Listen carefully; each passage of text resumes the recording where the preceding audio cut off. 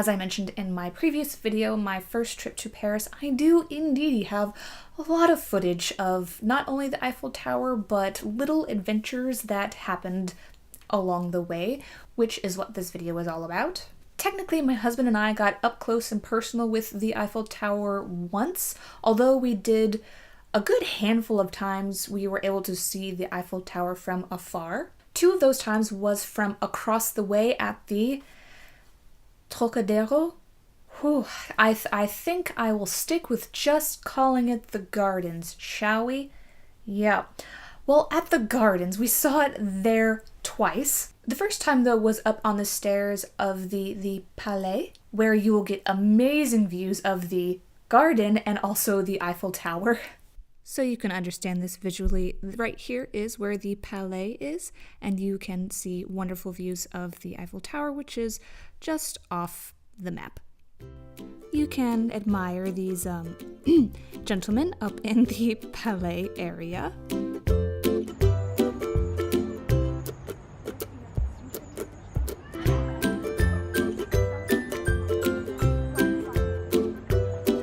This great view is technically, I guess, from behind the Warsaw Fountains. Fun fact, so I brought a stabilizer, but I didn't use it because 1, it's kind of a hassle, but you know, why have it in the first place? And 2, I just was weirdly self-conscious of using it. I think I did pretty well on my own in any case. It was either during our first or second trip to the Palais that my husband and I got to see, I wouldn't call it a weird sight, but it was definitely an unusual sight. It was 2 girls wearing matching athletic gear, doing some type of synchronized dancing, very well, mind you, and a guy filming them. I hope, and I would assume he was with them and he wasn't just some stranger just kind of creepily filming them. Anywho's, I'm pretty sure it was for Instagram or some other social media thing, but definitely an interesting sight to behold. And I really want to throw this question out to you all. What is the most unusual thing you have seen a person or people do to get either a picture or a video in front of any famous monument? It doesn't have to be the Eiffel Tower specifically, just anywhere in the world. What is the most unusual thing that you have seen? There's got to be some wild stuff out there. I'm interested to know. Let me know in the comments down below. As with any popular touristy type places, just be mindful of pickpockets, particularly at the Palais. It can get very crowded up there, and of course near the Eiffel Tower. At both areas, you will also see several people selling trinkets, usually little miniature Eiffel Towers or something of the sort. Ironically, I do have my very own little Eiffel Tower, although I did not purchase it while we were in Paris. I got it many years back when I was a teenager and I was in England with a tour group, and with the tour group, yes, we stuck out. Good times. When it comes to taking videos or footage, the rule does stand. If you want to have the best light, you need to go during the golden hours, which is essentially either during the evening or early morning. I did get, I think, 1 or 2 clips of the Eiffel Tower when it was during the evening, so that was pretty sweet. Trying to get anything during the early morning, it's just, yeah, it's not going to happen for me, so evening it was. I think it was during our second trip to the gardens that my husband and I actually went down and sat by the famous Warsaw Fountains, which were actually running that particular day. I can't imagine that the fountains are run all of the time. Parisians, let me know. So I was just really glad that we got to be there when they were on, because I mean, fountains are always really nice, and the sound of running water is also very soothing, so, which I got a clip of that. There is a little bit of wind in there. It is what it is, but it's still very nice, so I will show that to you right now.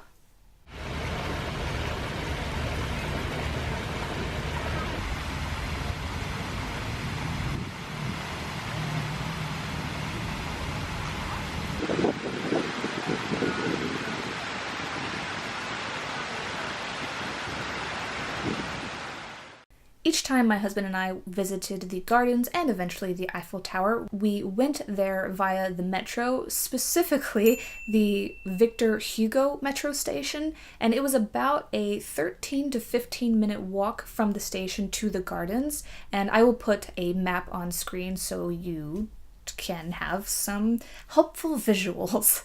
And looking back through my footage, I noticed that I did get some footage of our little walking adventures to and from the station. I'm not 100% certain the clips that I will show you are specifically from this location, but either way, you're going to see some really pretty Parisian architecture, so there you go. You're welcome.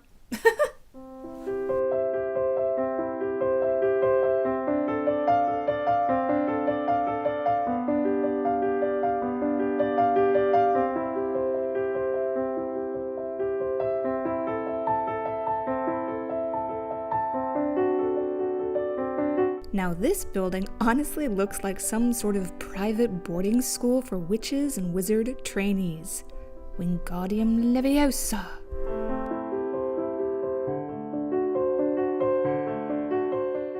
Something to note is that the closer that you get to really any popular touristy area, the higher the prices, especially for food and perhaps even some of the shopping areas. So if you want something to eat, I just recommend going at least a 10-minute walk away from this particular touristy area and get food there so you don't have to pay higher prices. The day that my husband and I did finally explore the Eiffel Tower, picture, if you will. I will eventually put a map on the screen, but just for now, if you will. We entered via the Seine River side, so here's the river, and so you just walk that little distance. Here's the Eiffel Tower, and to the right, that's where we entered.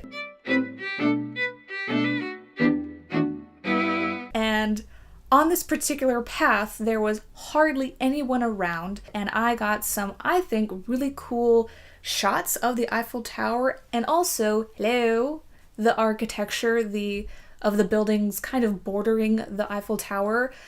Just very pretty. I recommend going on that side. We didn't go on the left side of the Eiffel Tower. I'm sure there are paths over there as well to explore a little bit. We did come across a small group of scammers who approached us with some type of survey of what? I don't know, but you just be aware that scammers are particularly prevalent in the more touristy areas.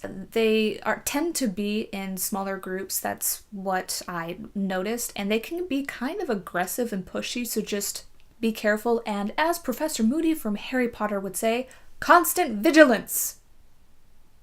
Yep. In any case, you can get some really pretty shots of the Eiffel Tower and more Parisian architecture on the side. It's, gosh golly bee, it's honestly kind of hard not to find pretty architecture in Paris. Not that I'm complaining. Moving along a little bit, we discovered that the very base, or directly underneath the Eiffel Tower, it was closed off. I'm not sure if that's a permanent thing, but it was when we were visiting. I would assume for safety reasons. Yes, you can still go up into the tower, and there is a fee for it, whether you go via the stairs or the lift. If you're a single person, a group, go by a guide or not. I'm not entirely for sure of the prices because neither my husband nor I had any interest in going up the tower. We stayed safely on the ground, which is frankly what I prefer. So instead, we just continued on, and for whatever reason, the day that we explored around the tower, the main garden, Parc Champs des Mars, that garden, it was closed off, I assume for maintenance of some sort, but it wasn't an issue for either one of us because the dirt trails that kind of hugs or borders that runs alongside of the garden, that was still open, so people were still walking along. You can sit around in that area. There were benches. It was fine.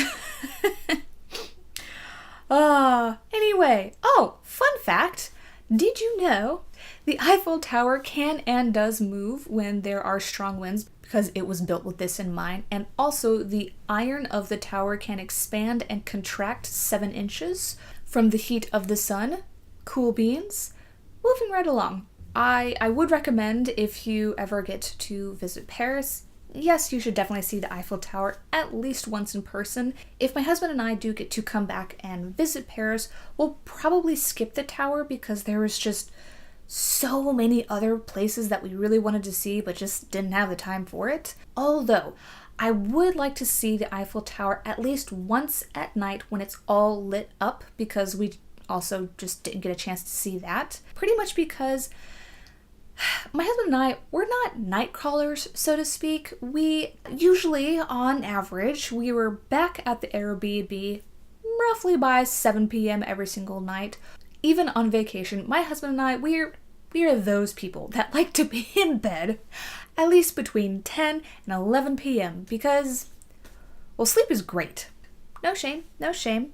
Anywho's, so after, admiring the Eiffel Tower for a little while, we continued to explore the 7th arrondissement. That one, the neighborhood, that's where the Eiffel Tower is. Oh, golly bee. Well, I got some footage from that particular neighborhood, just a little bit, and I would like to share that as well with you all right now.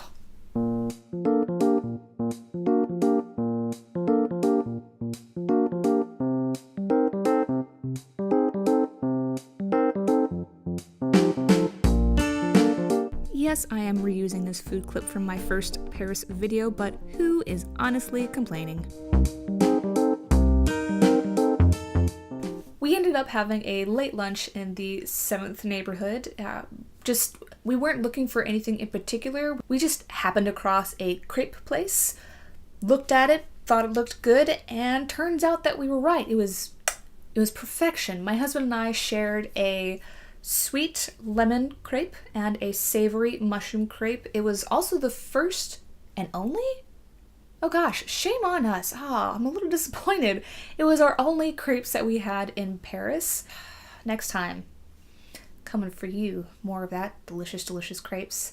I definitely recommend the place that we went to. At some point, I will have shown a map on screen of what the place is called and where you can find it, because you should go there. The food is great, and also the waiter that was there, he was also very nice. All around a wonderful experience. The last time I had ever had a crepe, maybe one or two, was here in the US many a year ago, and it was fine. I wasn't super impressed. But Paris, the Parisian cooks, they were like, I got you. We know what we are doing, and you will love it. And by gosh, I did. So good. I still miss French food. My beautiful people, that is all I have for you today. Let me know in the comments down below whether you've visited Paris or you live in Paris. What is your favorite place in Paris? It could be a restaurant, it could be a park, it could be a museum, it could be an entire neighborhood. Let me know, I'm really curious. So if you enjoy long videos and would like to hear me talk a little bit more about my Parisian adventures, you can click somewhere over here. Or if you want to travel a whole lot farther, you can click somewhere over here and you can learn and hear all about my Thailand adventures, it's where my husband is from. Yeah, thank you all so much for watching, and I will see you in my next video. Bye!